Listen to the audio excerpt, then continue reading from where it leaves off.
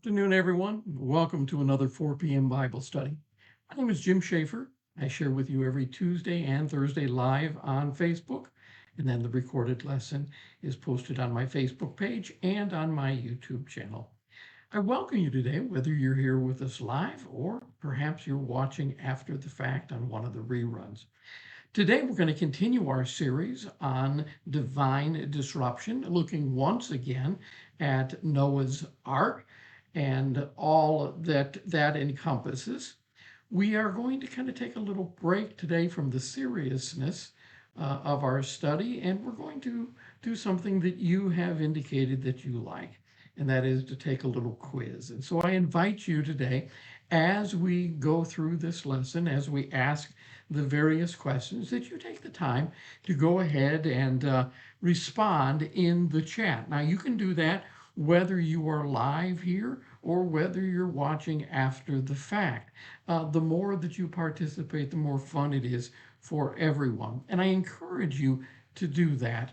You may come across here, if I've done my job well, with some questions that you don't know the answer to. That's all right. Just simply indicate I don't know. You certainly aren't expected to know everything, nor did I when I started to do this study. So we've talked about how that Noah and the ark, the great flood, how I didn't think it was a divine disruption. A divine disruption is designed to grab our attention and cause us to look to God. The flood was a judgment. Now, I believe the memory of the flood, the record of the flood, serves as a divine disruption for us today. And that's the reason we've continued our look at the whole idea of the flood. So today we're going to take a look at what do you know about Noah's Ark?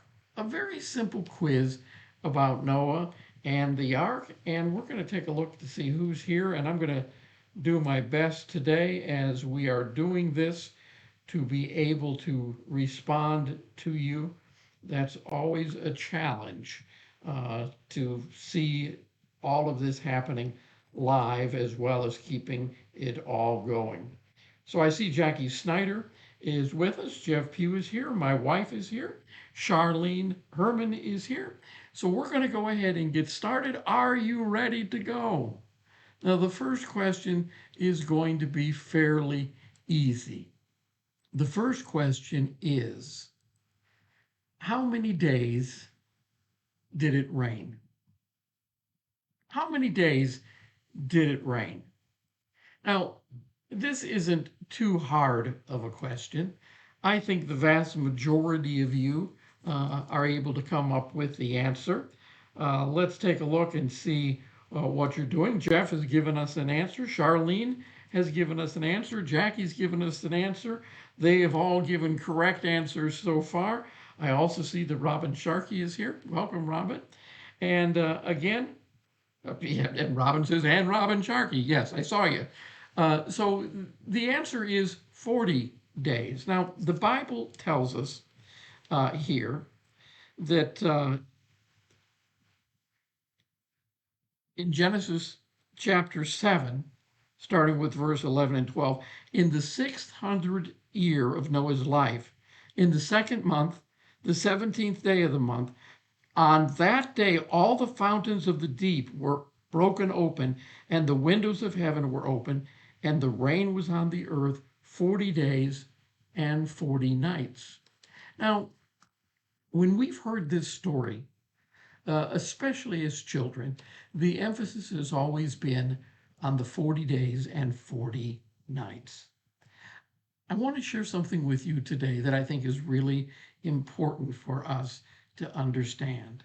And that is that it wasn't only the rain from above that fell on the earth that caused the flooding, right? We've kind of always heard that idea, but in our text, we're told that on that day, all the fountains of the deep, the great deep, were broken open.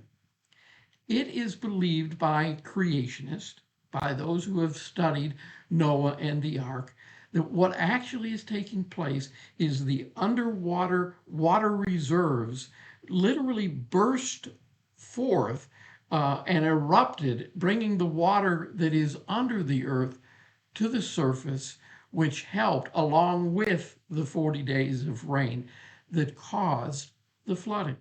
Now, it is believed by many that at one point in time, all of our continents were merged into a single large continent.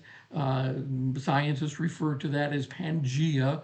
And it is believed at some point in time in the distant past, those continents slowly drifted apart.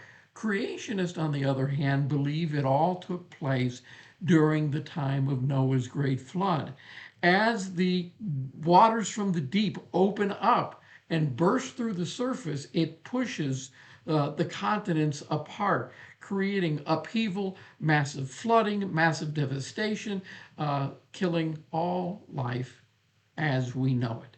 It is only because of God's mercy that one family is able to survive to repopulate the earth, through which the Messiah will one day come.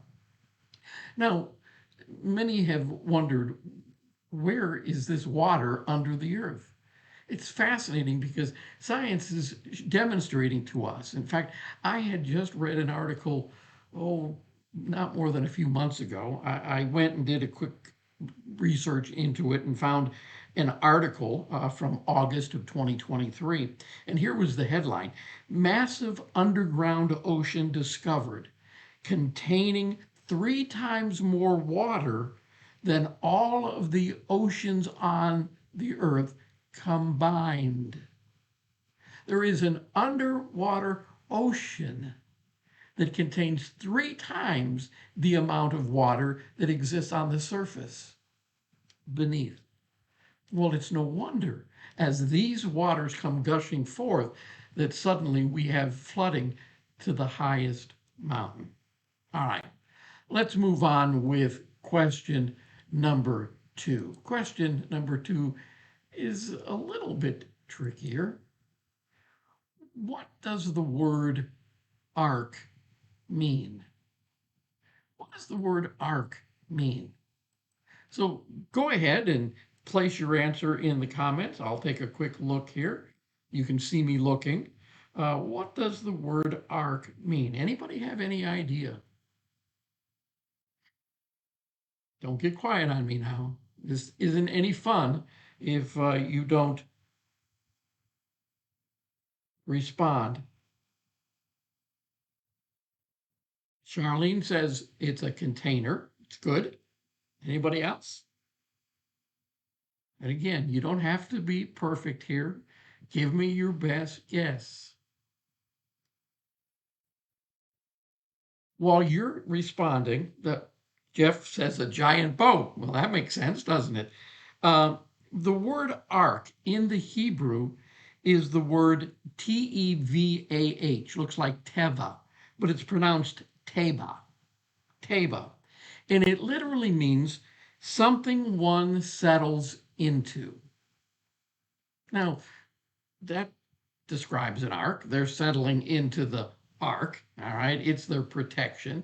But it's something that one settles into. It's kind of like a box. I think the word that Charlene gave, a container, is probably a good description. Now, question number 3 is very similar to it, and it says, where else in the Bible do we find an ark? Where else in the Bible do we find an ark?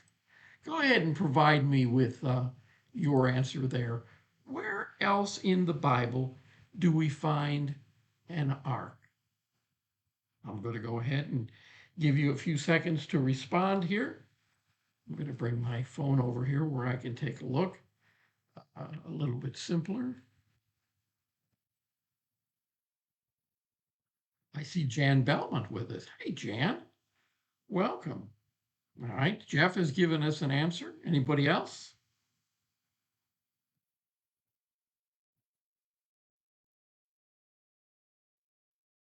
Charlene says the Ark of the Covenant.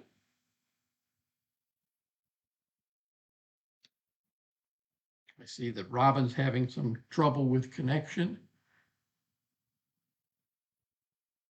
Anybody else have a thought? Jackie also says the Ark of the Covenant. Now, most people do answer the Ark of the Covenant. In English, the word ark for the Ark of the Covenant seems, is the same word for Noah's boat.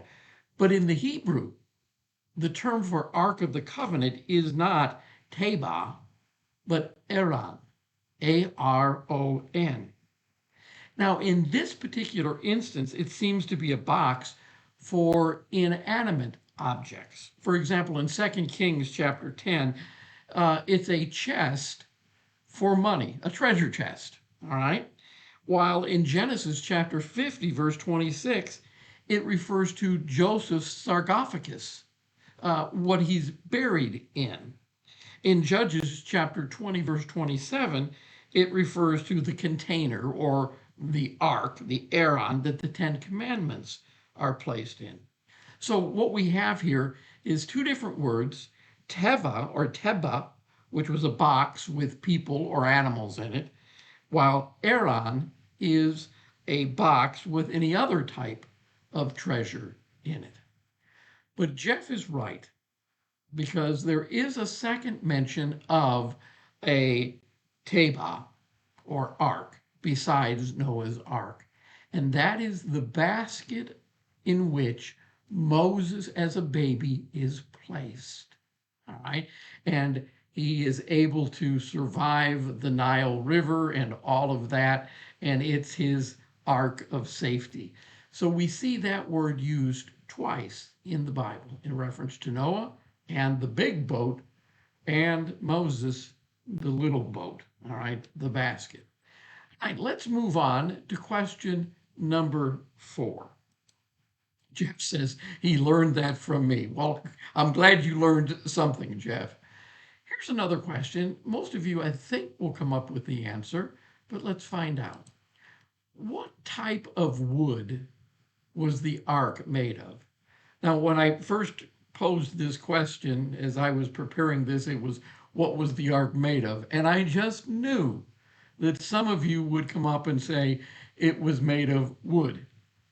So I had to kind of change that just a little bit and say, well, what type of wood was the ark made of? So what was it? What type of wood? Jackie says oak. Jeff and Charlene have both said gopher wood. Gopher wood. Now, maybe, I'll be honest with you here, there is no such tree that we know of called the gopher tree. All right? Maybe this is what the children of Noah came up with, because their father was constantly telling them to go for wood. No, probably not. All right, let's take a look here. Some have suggested that the reason gopher wood is used here is a scribe made a mistake in the copying of the text from one scroll to another. Some think that the ark was made of cedar wood. Now, cedar was very plentiful in Lebanon, very close to Israel, and Lebanon was well known for its beautiful cedar trees. In fact, it's even displayed on their flag to this day. The Bible mentions that cedar wood is a strong and extremely valuable type of wood, and it's used in the building of Solomon's temple. And so we find in some translations, instead of gopher wood, they've used cedar wood. Another possibility is cypress wood. Some popular translations, like the NIV, have substituted the term gopher wood and have used the idea of cypress wood.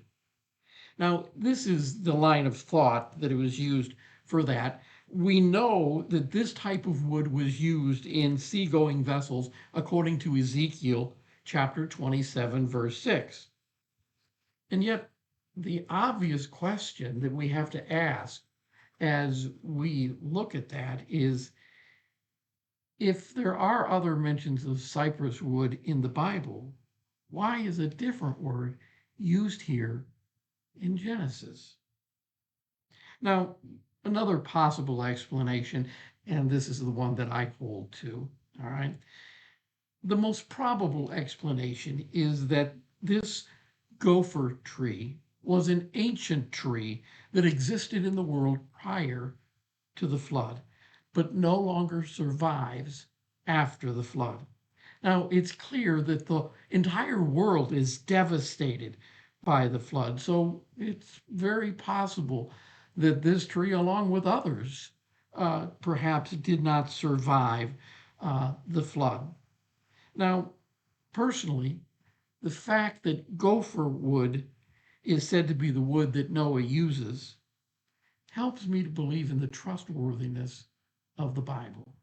You see, it'd be very easy for the scribes to go back and change that word to something else because such a word doesn't exist. Such a wood doesn't exist. But the scribes were so determined that they were going to accurately portray the copying of scripture from one scroll to another, that they would include the word even though it made no sense to them. Now, there is another possibility. The Septuagint. Now, the Septuagint is a Greek translation of the Old Testament. It dates back about 300 years before Christ. And in the Septuagint, it translates the word there, gopher wood, to a word that means squared timber. This creates the possibility that the idea of gopher wood wasn't a particular type of tree, but it was a particular type of beam that was made from whatever the wood was that was available at that time. So it may not refer to an actual type of tree, but of the type of joint or the wood being put together to create the boat. So gopher wood. That was the answer we were looking for, but I wanted to give you a little more insight than that. So here's the next question. Number 5. How big was Noah's Ark? Now, I don't want you to say it was real big. I'd like something a little bit more specific if you possibly can. And by the way, thank you, Charlene, for laughing at my joke earlier. That makes me feel really good. All right. But how big was Noah's Ark? I'm looking for responses.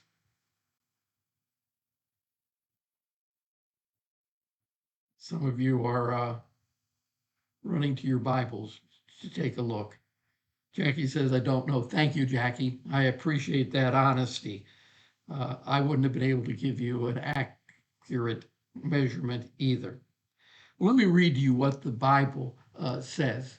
The Bible tells us in Genesis chapter 6, verse 15, and this is how you shall make it. The length of the ark shall be 300 cubits, its width 50 cubits, and its height 30 cubits. Now, you know absolutely no more now than when we started this question. Fortunately, some of the more modern translations decipher it for us. For example, the New Living Translation says this: make the boat 450 feet long, 75 feet wide, and 45 feet high.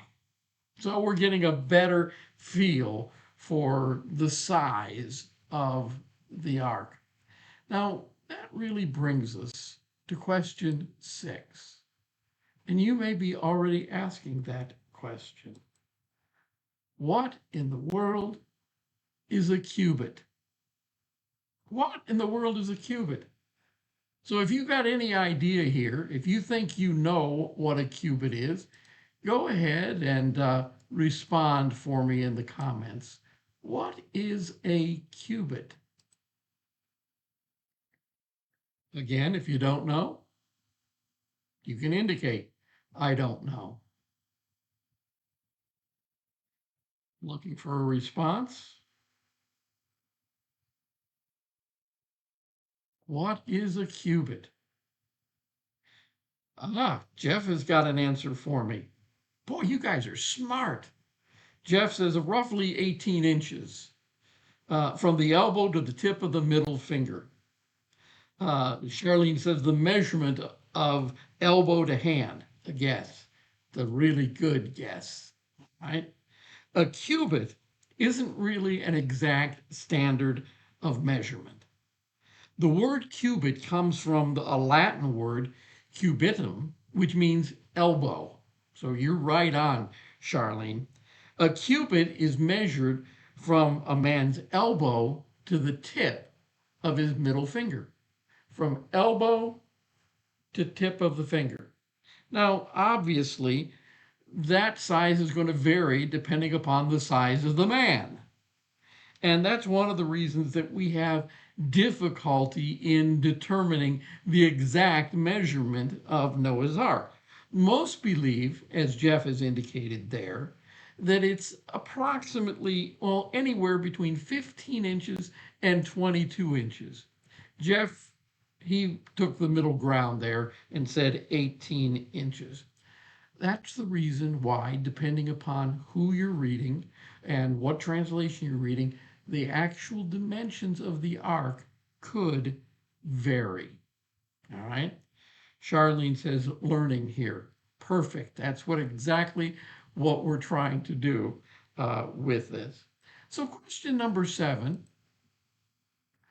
How old was Noah when he started to build the ark?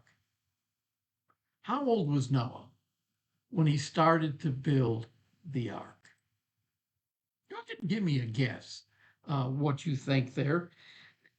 This is a bit of a trick question because we're not really told. All right. Charlene's has given me a guess. Jeff has given me a guess. Let's see what the Bible actually says. It tells us in Genesis chapter 7, in verse 6, Noah was 600 years old when the flood covered the earth. He went on board the boat to escape the flood, he and his wife and his sons and their wives.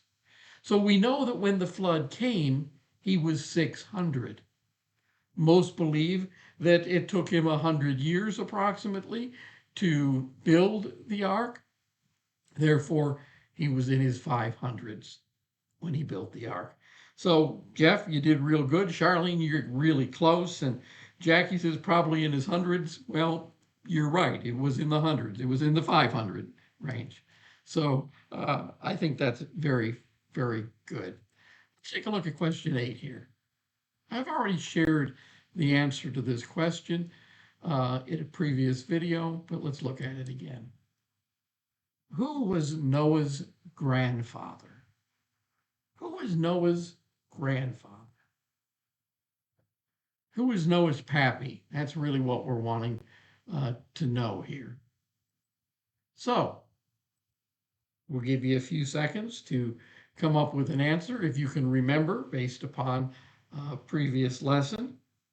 Charlene did really good. Jeff did really good. If you want to cheat, you can look and take a look at their answer. But the answer is Methuselah. All right. Hello, Belinda. It's nice to have you watching today as well. Methuselah. Now, what was Methuselah's distinction? What was he known for? Anybody remember? Take a minute to jot down what was he known for. And again, we'll share why this is so important in the story of Noah. while you're doing that, let me share with you that Noah is a 10th generation descendant of Adam and Eve. All right, a 10th generation of Adam and Eve. His grandfather's name was Methuselah, and you guys are right. He is the oldest man to ever live. Now, Noah was a descendant of Adam and Eve from the line of Seth. If you remember, Adam and Eve had two children, Cain and Abel. All right, Cain killed Abel. Abel was to be the son of promise. He was the one that at least Eve and Adam thought that the Messiah would come from, and yet his brother Cain kills him. They then have another son named Seth. Eventually, Jesus would come from the line of Seth. Noah also comes from that line. Now, give me a second here. Let me grab my Bible. In the book of Genesis, in chapter 6, we have a very unusual passage of scripture that is brought to the forefront here. And we see this sort of reference in a lot of the flood myths that we talked about. And if you missed the lesson on the flood myths and how that they all point to a common ancestor, which was the actual biblical flood account, I encourage you to go back and watch that. There are upwards of 500 flood myths from every culture on the face of the earth. They have a flood story. It has to come from somewhere. But here in the 6th chapter, it says, "Now it came to pass when men began to multiply on the face of the earth, and daughters were born to them, that the sons of God saw the daughters of men, that they were beautiful, and they took wives for themselves of all whom they chose. And the Lord said, My spirit shall not strive with man forever, for he is indeed flesh, yet his days shall be 120. So God is going to cut short the lifespan of man. Verse 4, there were giants on the earth in those days, and also afterwards, when the sons of God came into the daughters of men, and they bore children to them. Those were the mighty men who were of old, men of renown. Who in the world is being referred to here? The sons of God versus the daughters of men. Now, some writings like the Book of Enoch and other writings talk about how angels are having intercourse with human women and so forth and so on. I honestly don't think that's what's at stake here. I believe very simply that the sons of God are referring to the descendants of Seth, and the daughters of men is referring to the descendants of Cain. The descendants of Cain, we know, were evil through and through and through. And it is the intermarrying of these two that is going to cause the wickedness that is within the world. In fact, what I had heard in seminary was the giants that are being referred to here are giants, not in terms necessarily of size, even though there could be an aspect of that, but they are giants in sin. That's what they are known for.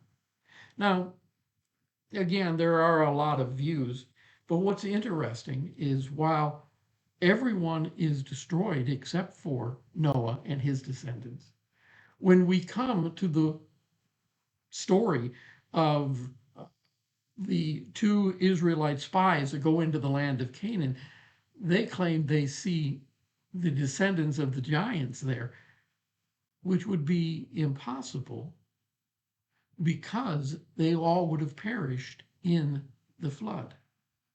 And so it's referring to something more than the idea of physical size giants.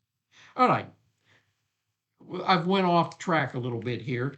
I'm trying to point out that Methuselah was a godly man. He walked with God. He was righteous. He lived longer than anyone else. Methuselah had a son by the name of Lamech. That would have been Noah's father. Lamech died approximately 5 years before the flood came. Methuselah, on the other hand, outlived his son. And according to the Bible, Methuselah died the year of the flood at the age of 969 years. So the same year that the flood came upon the earth, Methuselah dies. Now, do you have any idea what the name Methuselah means? According to some Hebrew scholars, the name Methuselah means when he is dead, it shall be sent. Let me say that again. The name Methuselah means when he is dead, it shall be sent. Do you think the name was prophetic? Do you think God is saying when Methuselah dies, that's when the flood will come? Shortly after turning 600, we find the flood comes. Noah will survive the flood along with his 3 boys and their wives and his wife, and he will live for an additional 350 years. Very quickly, question number 9. You should know this one. Where did Noah's Ark land? Where did Noah's Ark land? You guys are all arguing on how old Methuselah was. That's good. I like to hear you participate that way. Where did Noah's Ark land? All right. Jeff's given me an answer. Let's see if anybody else will come up with one. Charlene is actually more specific than Jeff. I have a feeling, correct me if I'm wrong, Charlene, but I think you've got your Bible open. And just a guess on my part, because everything is so precise. Genesis chapter 8, verses 3 through 5 says, "So the flood waters gradually receded from the earth. After 150 days, exactly 5 months from the time the flood began, the boat came to rest on the mountains of Ararat. 2.5 months later, as the waters continued to go down, other mountain peaks became visible." So you did really good, all right? It was the mountains of Ararat. And that's one of the reasons that, people have struggled to find Noah's Ark. Well, there's a number of mountains in the area of Ararat. It could be any of those mountains. There are people who feel they have a good idea. But what's the likelihood of wood being able to survive from Noah's Ark to begin with? The very fact that there are traditions and there are stories that have been passed down through the ages, I think is pretty incredible enough. Well, that brings me to question number 10. Question number 10 is, are there historical records apart from the Bible for Noah's Ark? Now, you should be able to come up with an answer to this pretty quickly. It only needs a single word, yes or no. And I think you already know my view on this. Are there any historical records apart from the Bible for Noah's Ark? This to me is one of the most fascinating parts of this entire story. The answer very simply is yes. There are many, many, many in the hundreds historical records. For example, we have all of the flood myths that our last lesson was all about. But I wanted to share with you a couple that I thought really are important. For example, have you ever heard of Marco Polo? Marco Polo, was a great adventurer. Lived from 1254 to about 1324. He wrote a book entitled The Travels of Marco Polo. And he commented in that particular work about the location of the Ark in the Armenian mountains. And that's where the Mount Ararat and the other mountains are. And he stated that the mountain was so broad that it took more than 2 days to encircle it. His description indicates that he was there. He was looking for this mountain. He describes the amount of snowfall and how it continually is snowing. And so we have a reference from Marco Polo concerning the Ark and the mountain that the Ark was on. James Irwin, he was the 8th man to walk on the moon, an American astronaut. Did you know he also led 2 expeditions in the 1980s to Mount Ararat? He was badly injured by some falling rocks, but he was convinced that that was the location of the Ark. It's fascinating that Flavius Josephus, and I think I shared this in an earlier lesson, Flavius Josephus was a Roman historian at the time of Jesus. And he wrote in his memoirs, and here's the quote: "Now all the writers of barbarian histories make mention of this flood and of the Ark, among whom is Berosus the Chaldean, for when he was describing the circumstances of the flood, he goes on thus: it is said," and he's quoting this other individual, "it is said there is still some part of this ship in Armenia, at the mountains of the Corians, and that some people carry off pieces of bitumen," that would be the tar that was used to coat the boat with, "which they take away and use chiefly as amulets for averting mischief." So they're carrying off bits of this tar that was still existing. And this is, again, being written around the time of Christ. And they're claiming personal knowledge that that's where the ship was, and that there are remnants of the ship still left, the tar. Wood's probably disintegrated by then, but the bits of tar. In addition, there was a gentleman by the name of Nicholas of Damascus. Nicholas of Damascus was a contemporary with Herod the Great. All right, he was kind of one of these individuals that was behind the scene manipulating things in the 1st century. In his 96th book, he has a very interesting quote. And here's what he says: "There is a great mountain in Armenia over Minyas called Baris, upon which it is reported that many who fled at the time of the deluge were saved, and that the one who was carried in an ark came on shore upon the top of it, and that the remains of the timber were a great while preserved."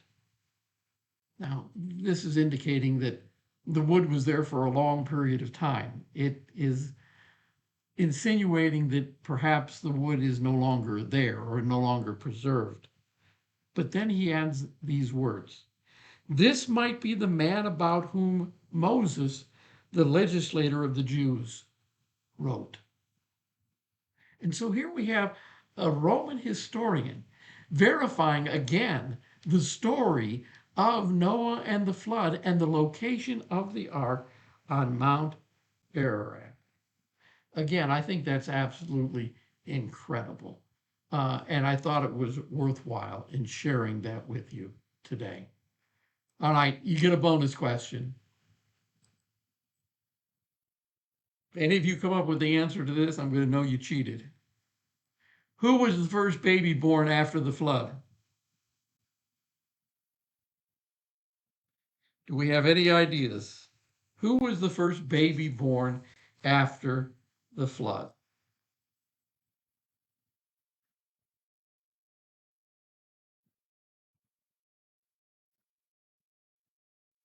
Linda made a comment that they've discovered new evidence for the flood. You know, they're coming up with things all the time. Again, I really started this whole series from the movie The Ark and the Darkness. Again, I really encourage you to see that movie if it is ever out again or it is available somewhere. There is a book out by the same title, which I have been trying to secure. A lot of fascinating things. Jeff is putting up his hands saying, I have no idea. Charlene says, I don't know. Finally, something that you guys don't know. So let me give you the answer. In the book of Genesis, chapter 11, verse 10, it says, This is the genealogy of Shem. Shem was 100 years old and begot Aphaxad 2 years after the flood. So the correct answer there, very simply, is Aphaxad.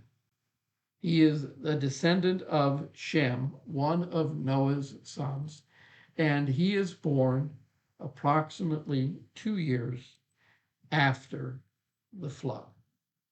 Well, I hope you've enjoyed our little adventure, this little quiz on the story of Noah. I'm going to leave it there, and we're going to move ahead with our study. This is lesson, if I remember, 14, I believe, in this series, Divine Disruption. We're going to move into another topic in our next lesson, continuing on this same idea. We're going to look at the story of the Tower of Babel and what a divine disruption that was. So I hope you'll join us on Tuesday. Now, I know this has been much longer of a lesson than usual. If this is your first time joining with us, please know that I'm not usually quite so long-winded, but I wanted to do something a little more fun here today. And so I hope you've enjoyed it. If you have, let me know in the comments. Let me know if you'd like to do this type of thing again. I appreciate each and every one of you. I appreciate your prayers, and we'll look forward to seeing you all on Tuesday. Don't forget to check out the YouTube channel. Subscribe there. The address is there on the screen so that you can find it. You'll also find a link to it on my Facebook page in the comments. I try to update that as we go. Well, I'm glad you had a good time. Thank you so much. Have a wonderful day and a wonderful weekend. God bless.